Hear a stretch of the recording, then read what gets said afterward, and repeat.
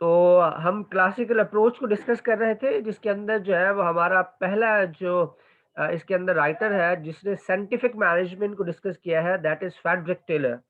तो Frederick Taylor जो है उसने साइंटिफिक मैनेजमेंट के कुछ प्रिंसिपल्स बताए हैं, जिसमें सबसे पहला प्रिंसिपल ये है कि जो इंडिविजुअल्स हैं उनका जो काम है उसे उन्हें असाइन किया जाए अलग-अलग तरीके से, यानी काम को डिस्ट्रीब्यूट किया जाए, डिस्ट्रीब्यूशन ऑफ वर्क या डिस्ट्रीब्यूशन ऑफ टास्क, और उसके बाद वो टास्क फिर इंडिविजुअल को असाइन किए जाएँ।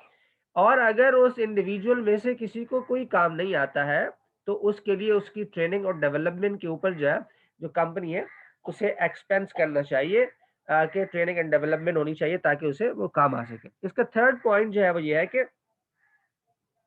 रिलेशनशिप की जो बात की है विद कोवर्कर्स, यानी हार्टली कोऑपरेट विद कोवर्कर्स, यानी जो कोवर्कर्स हैं वो आपस में और जो है उनका रिलेशनशिप जो है वो बहुत ही इम्पोर्टेंट है। अ, अगर वो आपस में रिलेट नहीं होंगे, क्योंकि देखिए उसने कंसेप्ट ये दिया था कि जो एक काम बंदा करेगा, फ़र्ज़ करो कि एक ने अगर कोई कारण बनाया है और दूसरा जो है कोई दूसरी चीज़ बनाना चाहता है, तो जब तक वो एक दूसरे के साथ अलाइन नहीं होंगे, उनका कोऑपरेशन नहीं होगा, उस वक़्त तक वो चीज़ प्रॉपर नहीं हो पाएगी। इसलिए जो है ज़रूरी है कि उस चीज़ को प्रॉपर जो है वो करना आपका। तो ज़रूरी है कि इसको प्रॉपर करने के लिए जो है वो हम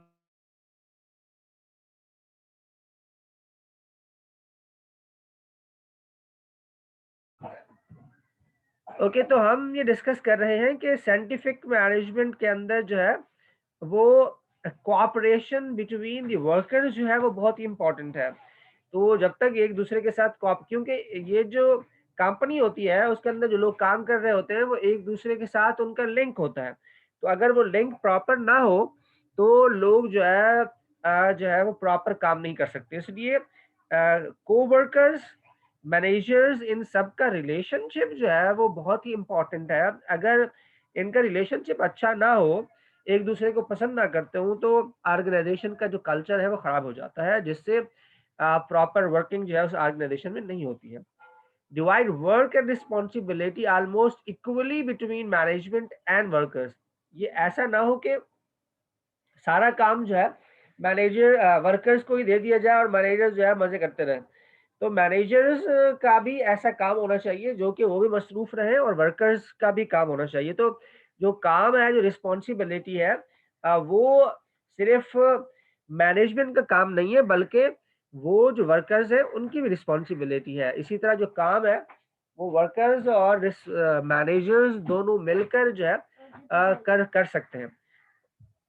आपके कोई इसके ऊपर कोई कमेंट हो तो आप डिस्कस कर सकते हैं।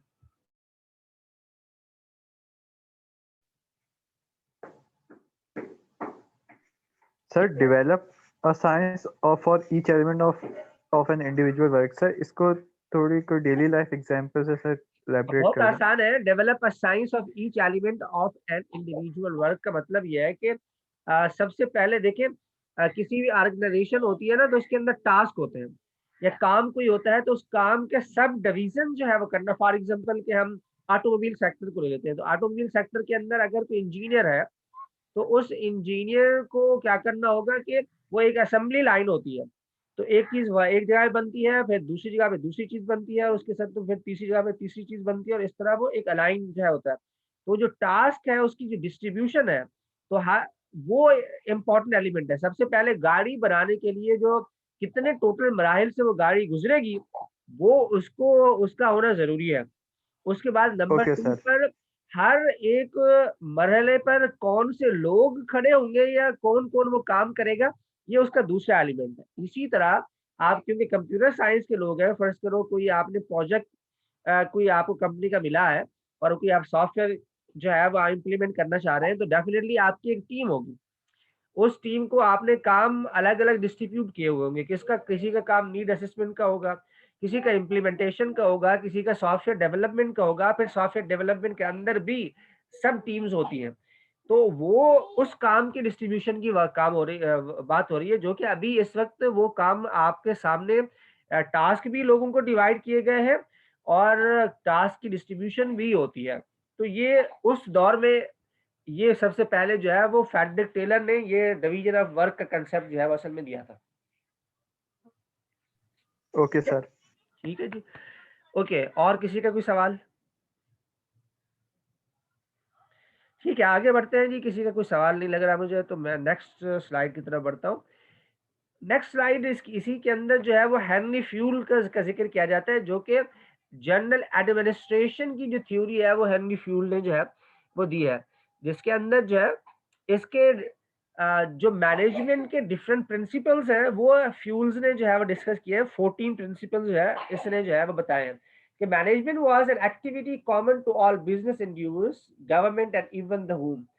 वो कहते हैं कि जो मैनेजमेंट की एक्टिविटी होती है वो किसी भी बिजनेस के लिए या गवर्नमेंट के लिए, अगर इवन आप घर में भी रहते हैं तो भी एक जनरल एडमिनिस्ट्रेशन जो है उसकी जरूरत होती है।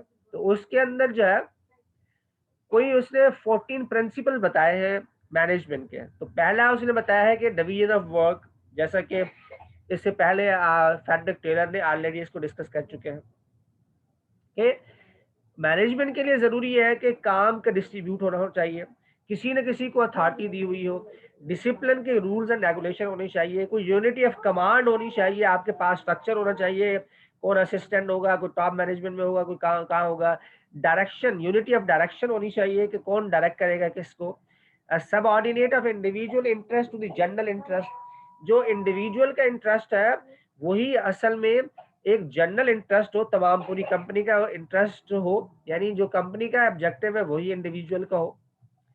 रिम्यूनरेशन होनी चाहिए, डेफिनेटली रिम्यूनरेशन के बगैर जो है कोई काम नहीं होता, कोई मैनेजमेंट नहीं होती।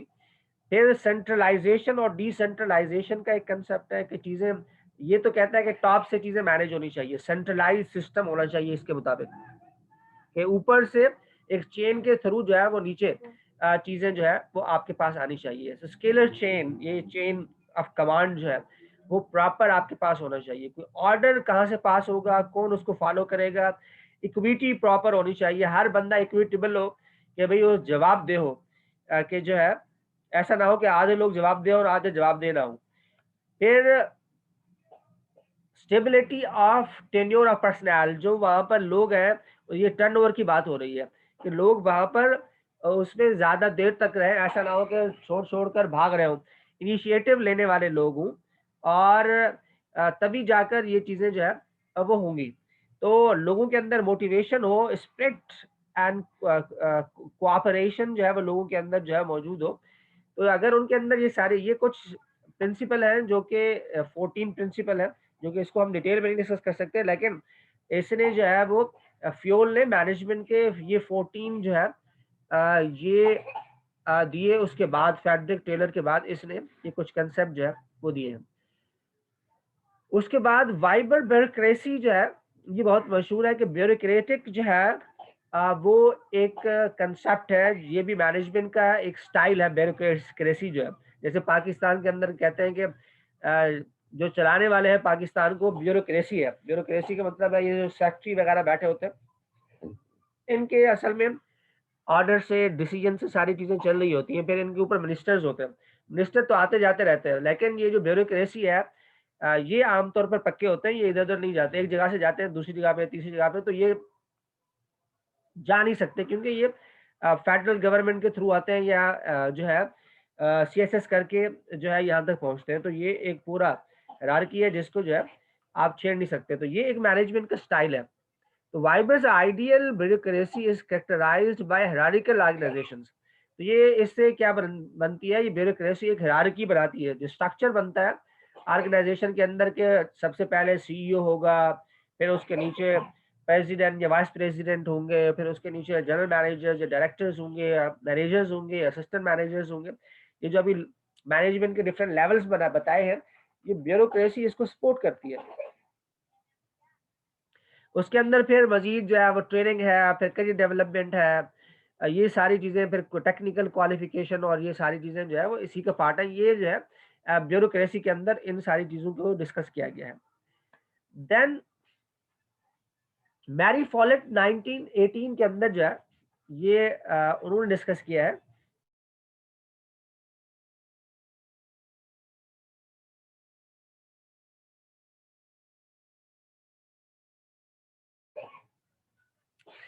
वो ये कहते हैं जी, ये बिहेवियरल अप्रोच पर हम आ गए हैं अभी।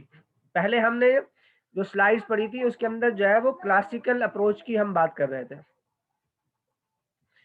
तो क्लासिकल अप्रोच के अंदर हमने पहली स्लाइड पढ़ी, दूसरी पढ़ी, तीसरी, और उसके बाद अब हम बिहेवियर अप्रोच या ह्यूमन अप्रोच की भी हम बात कर रहे हैं, जो कि जो है मैरी फॉलेट ने 1980s के अंदर ये जो है इसको डिस्कस किया। ये कहता है कि advance the idea of reciprocal relationship. ये कहता है, वो हमने सुना है ना, कोई भी there is no free lunch, ये आप लोगों ने सुना होगा। ये कहता है कि भाई रिलेशनशिप जो है वो ऐसे डेवलप ही नहीं हो सकता कि एक बंदा तो जो है वो बिल्कुल मुस्तकिल सपोर्ट करता रहे और दूसरा बंदा कुछ भी ना करे। तो जो रिलेशनशिप होता है वो रेसिप्रोकल होता है। तो कहता है कि अगर आप रिलेशनशिप को डेवलप करना चाहते हैं तो उसके लिए दोनों लोग जो है वो चीज़ों के रिस्पॉन्सिबल होने चाहिए। फॉर एग्जाम्पल आप लोग दोस्त हैं, अगर रोज़ाना एक के ऊपर लगा देंगे कि भाई रोज़ाना वही खाना खिलाता रहे, तो ये रिलेशनशिप ज़्यादा देर तक चलेगा नहीं, बहुत जल्दी ख़त्म हो जाएगा। और अगर आप इस क्लास के जो 12-13 लोग हैं, वो सारे के सारे आपस में चीज़ें डिस्ट्रीब्यूट कर लें और ये कहें कि एक दिन ये खाना खिलाएगा, तो एक हफ्ते ये खिलाएगा, अगले हफ्ते दूसरा खिलाएगा, तीसरा, तो वो ज़्यादा चांस है इस बात के कि वो आगे जो है वो बढ़ेगा। और अगर किसी एक पर रहेंगे तो वो बेचारा भाग ही जाएगा, वो आपका कोई जो है फ़ायदा नहीं पहुँचाएगा आपको। इसलिए ज़रूरी है कि रिलेशनशिप के लिए रेसिप्रोकल होना ज़रूरी है, कि जो आप किसी की तारीफ़ कर रहे हैं तो वो ही एक्सपेक्ट करेगा कि शायद आप भी जो है वो भी आपकी तारीफ़ करें। किसी को आप खाना खिला रहे हैं तो आप ये एक्सपेक्ट करेंगे वो आपको खाना खिलाए, खाना नहीं खिला रहा है तो उसके बदले में कोई दूसरी चीज़ जो है वो आपको दे। तो एक कोई आपको सिखा रहा है कोई चीज़, तो वो उसके बदले में कोई दूसरी चीज़ आपसे माँगेगा। फ़र्ज़ करो आप उसे खाना खिला दें, प्यार से बात कर लें, मोहब्बत से उसकी रिस्पेक्ट करें, उसकी तारीफ़ करें, तो ही काम बन सकता है, अदरवाइज़ नहीं बन सकता। तो ये कांसेप्ट रिलेशनशिप का इन्होंने दिया है। Advocated the principle of integration, तो ये इंटीग्रेशन होती है। Non कोवेरेंस power share based on the use of concept of power with rather than power over। तो इसने जो कंसेप्ट दिया है वो ये कह रहा है कि आप अपनी पावर को तब जो है इम्प्रूव कर सकते हैं कि लोग आपके साथ रहें, अपने रिलेशनशिप को डेवलप करें और अपने साथ के जो सबऑर्डिनेट है या कोलीग्स हैं वो सारे आपके साथ हों, तो ही आपकी पावर ज़्यादा होगी। लेकिन अगर आप उनके ऊपर जो है पावर अपनी जो है यानी अथॉरिटी के तौर पर आप उन्हें इस्तेमाल करेंगे और उन्हें ये बताएँगे मैं मैनेजर हूँ, तो मैं जो चाहूँगा, जिस तरह चाहूँगा वो करूँगा, तो जो है काम नहीं बनेगा। फिर लोग एकदम फट पड़ेंगे और आपके लिए प्रॉब्लम हो जाएगा। इसलिए ज़रूरी है कि आप जो है इसको देखें कि बजाय इसके कि आप लोगों के ऊपर हुक्मरानी करें, लोगों को अपने साथ मिलाएँ। तो जितना आप लोगों को अपने साथ मिलाएँगे, उतना इस बात के चांसेज़ हैं कि आप अच्छे मैनेजर्स होंगे और आप एक अच्छी मैनेजमेंट कर सकेंगे।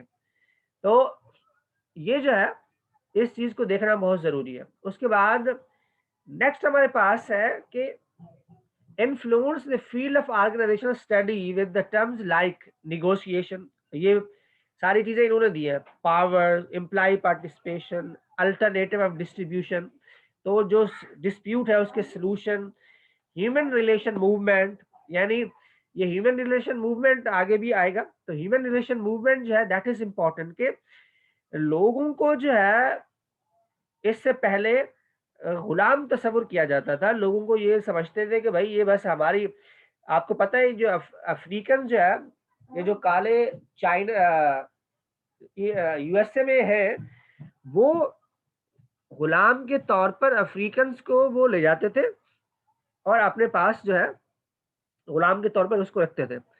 लेकिन वो वहां रहे, उनकी आबादी बढ़ गई, अब वो उनका गोरों का मुकाबला कर रहे हैं। और आज जो है गुलामी का कंसेप्ट ही खत्म हो गया है। तो ये जो ह्यूमन रिलेशन मूवमेंट है, इसके अंदर ये क्या है कि इंसान जो है, जो लोग हैं, वो एक ह्यूमन बीइंग है, वो कोई गुलाम नहीं है, वो आज़ाद रह सकते हैं, आज़ाद सोचते हैं। इसलिए उन्हें एक एसेट्स का कंसेप्ट जो है यहाँ पे दिया है। तो एसेट के कंसेप्ट को लेकर जो है वो आपने चलना है कि human resource is an asset for the organisation, इसलिए उसके ऊपर ज़्यादा तवज्जो देनी चाहिए। तो ये सारे कंसेप्ट जो आज हम डिस्कस करते हैं, negotiation, participation, power, dispute solution, ये सारे ऑलरेडी आज से 1918 के अंदर इन चीज़ों को जो है वो मैरी फोलेट ने ऑलरेडी डिस्कस कर लिया है। देन इसी का एक 1938 के अंदर जो कि ह्यूमन ओरिएंटेशन या बिहेवियर ओरिएंटेशन के हवाले से है, जो कि चेस्टर बर्नार्ड ने दिया है ये कंसेप्ट। तो ये कहता है जी, actual manager who thought organisation were social system that required cooperation. ये कहता है जी, ऑर्गेनाइजेशन जो होती है उसके अंदर लोग काम करते हैं। जैसे एक घर होता है, एक सोसाइटी होती है, तो वो घर या सोसाइटी के अंदर जब तक आपका रिलेशनशिप ना हो तो आप सोसाइटी में नहीं रह सकते। आपके रिश्तेदार होते हैं, आपके फ्रेंड्स होते हैं, आपके नेबर्स होते हैं, वो सारे जब तक मिलकर नहीं चलेंगे उस वक़्त तक जो है आपका सर्कल नहीं चल सकता। तो ऑर्गेनाइज़ेशन भी इसी तरह होती है, उसके अंदर भी मुख्तलिफ लोग होते हैं। कोई आपके बहुत करीबी होते हैं, कोई आपके नेबर्स होते हैं, यानी आपका स आपका डिपार्टमेंट होता है, दूसरे डिपार्टमेंट होते हैं, उसमें आपके बहुत सारे दोस्त भी बन जाते हैं। तो ये एक सोशल सिस्टम है ऑर्गेनाइज़ेशन के अंदर, और इस सोशल सिस्टम को रन करने के लिए ज़रूरी है कि उनका आपस में कोऑपरेशन, उनका आपस में रिलेशनशिप। तो अगर उनका आपस में रिलेशनशिप या कोऑपरेशन जो है वो नहीं है, तो इसका मतलब है कि वो चीज़ें प्रॉपर जो है वो नहीं होंगी। तो लिहाज़ा ऑर्गेनाइज़ेशन को चलाना है, तो चेस्टर बर्नार्ड जी कहता है ये एक सोशल सिस्टम है और इसके अंदर एक दूसरे के साथ ये लोग कोऑपरेट करें, ऐसा कल्चर डिज़ाइन हो जिसके अंदर कोऑपरेशन का कल्चर हो, तो ऑर्गेनाइज़ेशन बहुत अच्छी और बेहतर चल सकती है। Believed managers' job was to communicate and stimulate implies high level of efforts.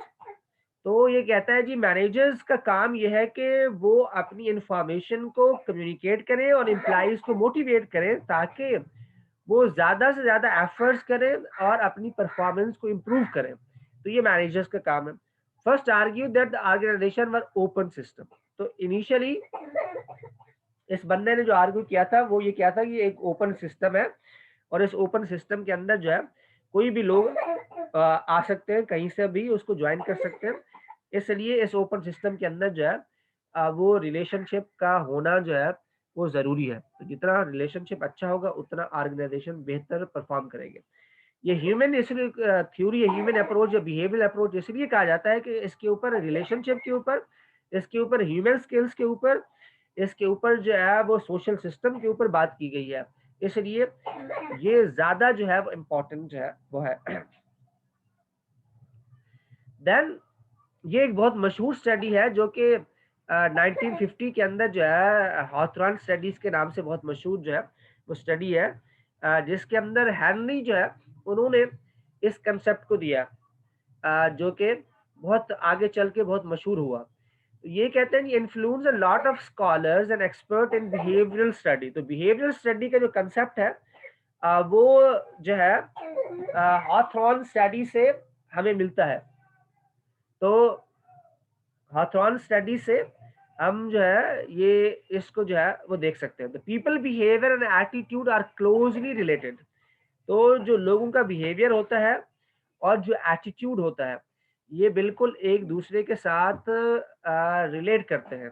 जब तक ये रिलेट ना करें उस वक्त तक ये प्रॉपर जो है वो नहीं चल सकते। तो क्योंकि जो बिहेवियर होता है वो एक एक्शन होता है, एटीट्यूड जो होता है वो आपका एक परसेप्शन होता है अबाउट द एम्प्लॉय। तो जो आपका एटीट्यूड होगा किसी के हवाले से, वही आप बिहेवियर यानी एक्शंस होगा। फर्ज करो आप किसी को बुरा समझते हैं तो ये आपका एटीट्यूड है उसके हवाले से। लेकिन अगर बुरा समझते हैं और आपने उसको लड़ाई कर ली उसके साथ, उसे थप्पड़ कर दिया या उसके ऊपर गुस्सा कर लिया, तो ये आपका बिहेवियर है जो कि आपने शो कर दिया, ये एक्शन आपने दिखा दिया। तो इसलिए जो आपके ज़हन में चीज़ें चल रही होती हैं, उसी को सामने लेकर वो आपका एक्शन और बिहेवियर बन जाता है। तो इसलिए ज़रूरी है कि कल्चर ऐसा डिज़ाइन होना चाहिए कि लोगों का एटीट्यूड पॉज़िटिव होना चाहिए, ताकि उनके एक्शन, उनके बिहेवियर भी पॉज़िटिव हो। तो ये ऑर्गेनाइज़ेशन के लिए अच्छा होगा। That group factor significantly effect individual behaviours. तो जो ग्रुप का फैक्टर होता है, फर्ज करो कि एक ग्रुप है, वो साउंड ग्रुप है, स्ट्रॉन्ग ग्रुप है, तो उसका जो फैक्टर्स होंगे वो इंडिविजुअल जो उस ऑर्गेनाइजेशन जो उसको ज्वाइन करेगा उसके ऊपर भी वो इफेक्ट करेंगे। इसलिए जो है वो ज़रूरी है कि इंडिविजुअल बिहेवियर्स को अगर आपने बेहतर करना है, इम्प्रूव करना है, तो इसके लिए ज़रूरी है कि जो ग्रुप या टीम का बिहेवियर है वो भी अच्छा होना चाहिए। तो ग्रुप और टीम का बिहेवियर ओवरऑल ही सोसाइटी या इंडिविजुअल के बिहेवियर के ऊपर इफेक्ट करता है। That group standard establish individual worker output. क्योंकि जो ग्रुप होता है उसी के जो स्टैंडर्ड्स होते हैं वही जो है इंडिविजुअल का जो काम होता है उसके ऊपर इफेक्ट करते हैं। या तो उसे बेहतर करते हैं या उसे बुरा करते हैं। फर्ज करो किसी ऑर्गेनाइजेशन के अंदर ज्यादातर लोग अच्छे परफॉर्मर नहीं है, तो इसका मतलब है नया बंदा जो भी उस ऑर्गेनाइजेशन में आएगा वो भी ज्यादा बेहतर परफॉर्म नहीं करेगा। आपके सामने तमाम पब्लिक सेक्टर की जो कंपनी है उसकी एग्जांपल है। पीआईए आपके पास है, स्टील मिल आपके पास है, रेलवे है। तो वहाँ पे ऑलरेडी ये ग्रुप्स हैं, वो क्योंकि काम नहीं करते, इसलिए नया बंदा भी जो वहाँ अपॉइंट होता है वो भी उनके रंग में ढल जाता है और वो भी काम नहीं करता। तो ये हाउद्रॉन स्टडी जो है ये जो है टर्म्स जो है वो इस्तेमाल की गई है। मायो ने इसको जो है 1927 में भी डिस्कस किया था और फाइनली ये 1950 के अंदर बाकायदा जो है इस टर्म्स को जो है वो करना है। तो इसलिए ये ह्यूमन और बिहेवियर अप्रोच जो है इसको हम जो है वो डिस्कस कर रहे हैं। Then we have quantitative approach. Quantitative approach के अंदर जो है वो हमारे पास जो आपने अपने उसके अंदर क्वालिटी मैनेजमेंट जो है उसका जिक्र किया है, तो उसको क्वालिटी मैनेजमेंट को इसके अंदर क्वांटिटेटिव अप्रोच के अंदर जो है वो डिस्कस किया गया है, जिसके अंदर जो है क्वांटी क्वांटिटेटिव जो है वो चीज़ों को मेजर करना, जिसमें सिक्स सिग्मा है, जिसमें क्वालिटी मैनेजमेंट है, जिसमें काइजन है जो कि जापानीज कंसेप्ट है, क्योंकि ये आपका हिस्सा है। कंप्यूटर साइंस वाले टोटल क्वालिटी मैनेजमेंट और क्वालिटी मैनेजमेंट पर ज़्यादा फोकस करते हैं। इसलिए जो है ये इसको quantitative approach is the use of quantitative techniques to improve decision making, evolve from mathematical and statistical solutions. तो क्वांटिटेटिव अप्रोच वो अप्रोच होती है जो कि या तो मैथमेटिक्स से या स्टैटिस्टिक्स के जो सॉल्यूशंस होते हैं उससे निकलती है। तो इसलिए आजकल क्वालिटी को या टोटल क्वालिटी को मैनेज करना या कॉन्टिन्यूअस इंप्रूव करना किसी चीज को जो है वो क्वांटिटेटिव वेज उसके लिए निकाले गए हैं ताकि क्वांटिटी को बेहतर किया जा सके। तो ये जापानीज कंसेप्ट काइजन जो है उसी से टोटल क्वालिटी मैनेजमेंट जो है वो निकला है। तो इसलिए कंटिन्यूअस इंप्रूवमेंट जो है उसे देखना चाहिए। तो कंटिन्यूअस इंप्रूवमेंट को जो है लेकर आप आगे बढ़े तो आप जो है टोटल क्वालिटी और क्वालिटी मैनेजमेंट कर सकेंगे।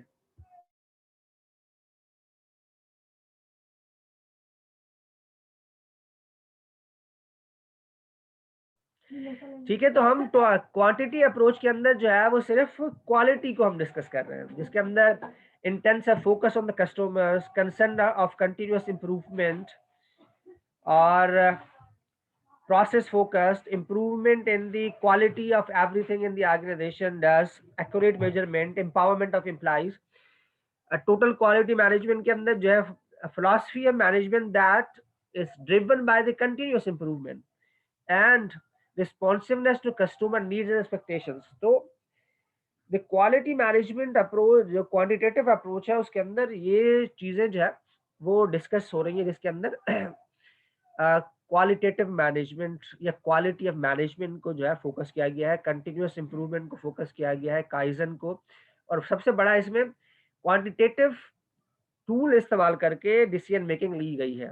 तो क्वांटिटेटिव टूल इस्तेमाल करके अगर आप डिसीजन लेंगे तो वो क्वांटिटेटिव अप्रोच कहलाएगी, जिसके अंदर मैथमेटिकल और स्टैटिस्टिकल सॉल्यूशन जो है वो हमारे पास है।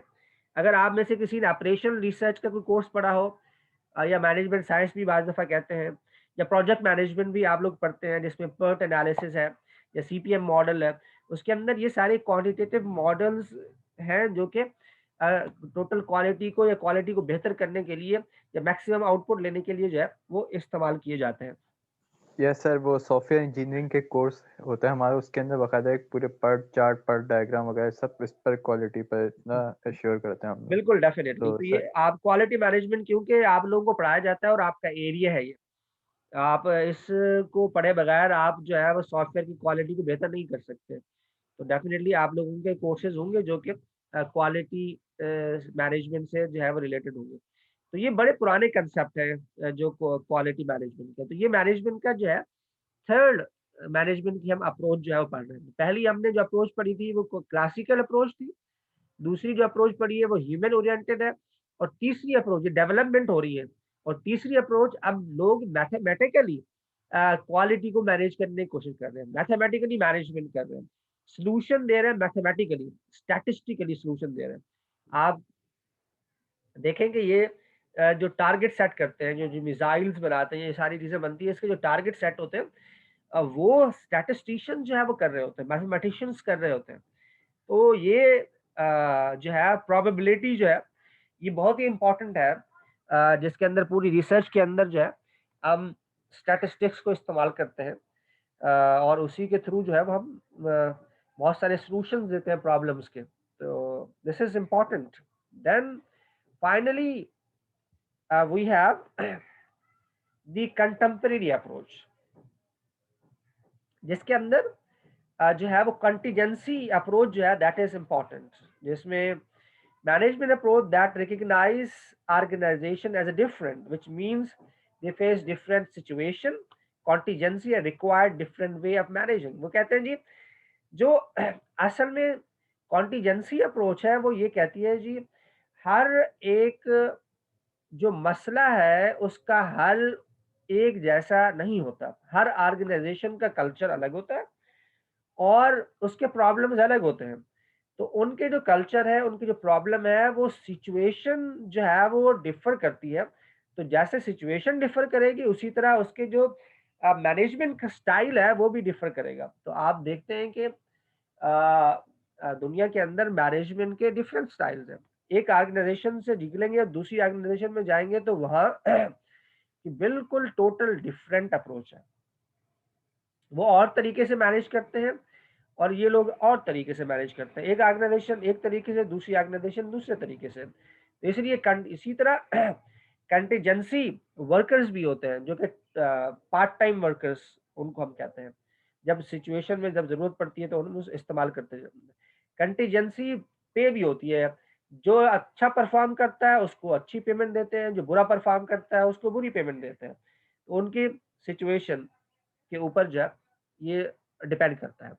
तो कंटेम्परेरी के 2 एक सिस्टम और एक कंटीजेंसी अप्रोच। तो सिस्टम अप्रोच के अंदर क्या है? A set of inter related and interdependent part arranged in a manner that produced as a unified whole. तो असल में वो कहता है सिस्टम जो होता है वो इंटर रिलेटेड या इंटरडिपेंडेंट चीज़ों का अरेंजमेंट है। यानी 2 लोग या 10 लोग या 20 लोग आपस में एक दूसरे के साथ इंटर रिलेटेड होते हैं या इंटर डिपेंडेंट होते हैं। यानी एक बंदा दूसरे के ऊपर डिपेंडेंट होता है। तो वो क्या है उसी से सिस्टम जनरेट होता है। जिसको पहला जो है वो क्या है close system, process close system जिसके अंदर system that are not influenced by and do not interact with other environment. तो ये बिल्कुल क्लोज सिस्टम है जिसके अंदर जो है एक अगर डिपार्टमेंट में आप काम कर रहे हैं तो उस डिपार्टमेंट के अंदर जो सिस्टम है उस के अंदर दूसरा कोई एनवायरनमेंट या दूसरा कोई डिपार्टमेंट या दूसरी कोई मैनेजमेंट का स्टाइल या टॉप मैनेजमेंट आपके उसके ऊपर इन्फ्लुएंस नहीं कर सकती।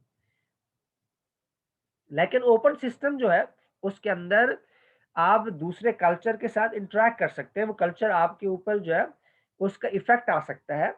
जैसे इंटरनेशनल कोई चेन होता है तो आजकल क्योंकि ग्लोबलाइज़ेशन और इन सारी चीज़ों को हम डिस्कस करते हैं, इसका दौर है। तो ऐसी सूरत हाल में जो है वो कोई एक जगह पे एक दुनिया में एक चेंज होता है तो वो फिर पूरी दुनिया में वो चेंज कन्वर्ट हो जाता है। तो पूरी दुनिया जो है उससे फ़ायदा उठाती है और पूरी दुनिया जो है उसको उसको लेके आगे बढ़ती है। तो इसलिए हमें जो है वो कंटीजेंसी अप्रोच और सिस्टम अप्रोच के ज़रिए जो है हम चीज़ों को मैनेज करते हैं। या तो एक सिस्टम बना देते हैं और सिस्टम के थ्रू सब चलता रहता है और फिर वो सिस्टम जो है एक्सटर्नली या फिर इंटरनली इन 2 चीज़ों से जो है वो इन्फ्लुएंस हो सकता है। दूसरी अप्रोच जो है वो क्या है कंटीजेंसी के सिचुएशंस की बेस पर डिसीजन होता है। जैसा सिचुएशन होगी वैसा डिसीजन होगा। तो ये कंटेम्परेरी अप्रोच जो है ये बताती है। अब ये 4 अप्रोचेस अब तक की हमने पढ़ ली है। इस वक़्त बताएँ कि इस वक़्त के रिसेंट ट्रेंड जो मार्केट के अंदर आप में से कोई काम करता है कहीं पे? किसी ऑर्गनाइज़ेशन में यस कोई सर, काम करता है? यस सर, मैं करता हूँ वर्डप्रेस तो डेवलपर आपके ऐसा हूँ। यहाँ काम को मैनेज करने का क्या तरीका होता है? कैसे आपका क्या कोई सर हम लोग सॉफ्टवेयर के, इंजीनियर है? हाँ जी, जी sir, software engineering WordPress development की साइड पर हूँ। तो सर वर्डप्रेस डेवलपमेंट में ना बाकायदा एक टीम होती है। इसके अंदर ना हमारी कैटेगरीज बना दी गई होती हैं। एक जूनियर वर्डप्रेस डेवलपर और एक सीनियर डेवलपर होती हैं, और बाकी जितने भी जो हमारे प्रोजेक्ट मैनेजर होते हैं, तो प्रोजेक्ट मैनेजर के अंदर आपके जो टास्क होता है वो अकॉर्डिंग टू जो जिस पर एक्सपर्टीज लाई करता है ना, तो सर उसके हिसाब से ना डिवाइड कर दिया जाता है। तो इस तरीके से सर हम लोग के टास्क अपॉइंट होते हैं, ओके, जिसकी ठीक जो है। स्पेशलाइजेशन होती है फील्ड के, मतलब जिस तरीके से किसी की अगर स्लाइडर डिजाइनिंग की तरफ है, तो स्लाइड उसका फिर मेन ये होता है कि स्लाइडर डिजाइनिंग पर ही होगा, और बाकी अगर जो वेबसाइट के जितने भी नेविगेशन पास वगैरह जिस पर एक्सपर्टीज लगते हैं, तो उनकी अलग डोमेन पर फिर लोगों को अपॉइंट कर दिया जाता है। तो इस तरीके से सर प्रोजेक्ट डिवीजन होती है। ठीक है, तो उसके अलावा जो है वो आपकी जो टॉप मैनेजमेंट है, उनका क्या फिलॉसफी है कि वो कैसे मैनेज करते हैं? लोगों को डंडे से काम कराते हैं या प्यार-मोहब्बत से मोटिवेशनल वर्क है सर कि नहीं, मोटिवेशन नहीं सर, मोटिवेशन देकर और फिर डेडलाइन देकर आपको काम दिया जाता है। अगर जिस तरीके से काम किसी रीजन से नहीं हुआ, तो ये होता है कि पहले ही फिर ये तो बता दिया जाता है कि नहीं, ये इस पर अर्जेंट है, तो इस पर काइंडली टाइम दें। और बार बार होता है ये कि अगर काम पहले भी कर लेते हैं तो हमें बोनस ऐसा रिवॉर्ड भी मिलते हैं, तो ये भी होता है। Very good. तो रिवार्ड्स ये जो है कंटीजेंसी अप्रोच के अंदर यही है कि आप अगर रिवार्ड्स रखेंगे तो लोग अच्छा और बेहतर काम करेंगे। तो यस सर, कंटी यही होता है कि बोनस बोनस भी रखते हैं कि बोनस पे पर। ठीक है, और कोई शेयर करना चाहेगा अपनी अपने यहाँ उनके यहाँ कैसे मैनेजमेंट होती है? लोग जो है किस तरह जो है वो लोगों को मैनेज करते हैं? कोई अपनी ऑर्गेनाइज़ेशन की एग्ज़ाम्पल शेयर करना चाहे? तो आपने वासिफ़ अटेंडेंस ले ली है ना? यस सर, मैंने ले लिया, एक्सेल शीट पे बना लिया। मैं आपको आफ्टर मगरिब या हाँ, तो वो सेंड आप कर आराम देता से हूँ। मुझे ईमेल कर दीजिएगा। ठीक है, तो जी सर, मैं कर दूँगा। वैसे हमारा सेशन ये एंड हो रहा है और ओके। मैं क्लास भी इसी के साथ एंड ही करना चाहूँगा। हमारा लेक्चर आज का ख़त्म हो चुका है। इतना ही लेक्चर था और हमने पुराना लेक्चर भी हमने कंप्लीट कर लिया और नया लेक्चर जो हमने आज का था वो भी हमारा पूरा हो गया। तो अभी हम क्लास को जो है जैसे ही क्लास सेशन बस 30 सेकंड रह गए, जैसे ऑफ होगा तो आप लोग जा सकते हैं। क्लास जो है ऑफ़िशियली ऑफ हो चुकी है। Okay sir. तो ये स्लाइड्स मुझे फिर याद दिला देना। ये जो है स्लाइड्स और ये चीज़ें मैं कल ही याद दिला देना, कल मैं कर दूँगा इसको। ओके सर, मैं आपको कल रिमाइंड करा दूँगा। और असाइनमेंट आप याद रखिएगा, असाइनमेंट आपने जो है वो अगली क्लास में प्रेज़ेंट करना है। फिर वो मैं जनरेट कर दूँगा एलएमएस पर तो